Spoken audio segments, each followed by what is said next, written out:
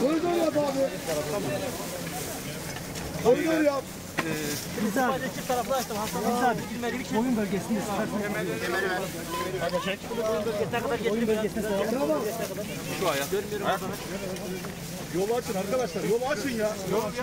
Tamam açın. Koridor aç. Koridor değil. Orada verecek yer.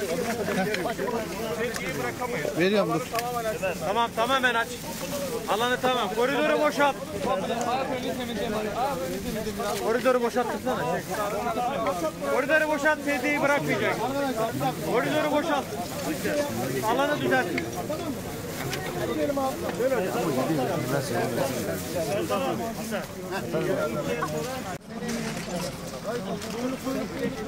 Tamam koridor Aç. Koridor yap.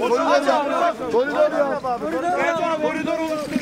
aç abi. Tamam koridor yap. Şöyle biraz geri gelin. Koridor yap. Abi oradan da geri gelin biraz. Buraya doğru. Hakan. Yavaş.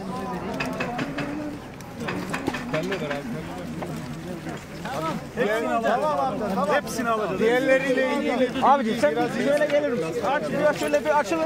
Bir rahat çalışsınlar abi. Bir rahat çalışsınlar. Onlar da bir rahat çalışsın. Onlar da bir rahat çalışsın. Yolu açalım. Yolu aç. Yatır. Kafa o taraf. Kafa oraya. Kafa oraya. Eldiven varsa eldiven ver. Gel abi. Gel abi. Tamam. Yavaş yavaş. Yavaş abi. Bekle. Sabit hocam. Sabitle. Konuşalım. Beyler bir konuşalım. Abicim bir açılın. Bir aç yolu. Yavaş.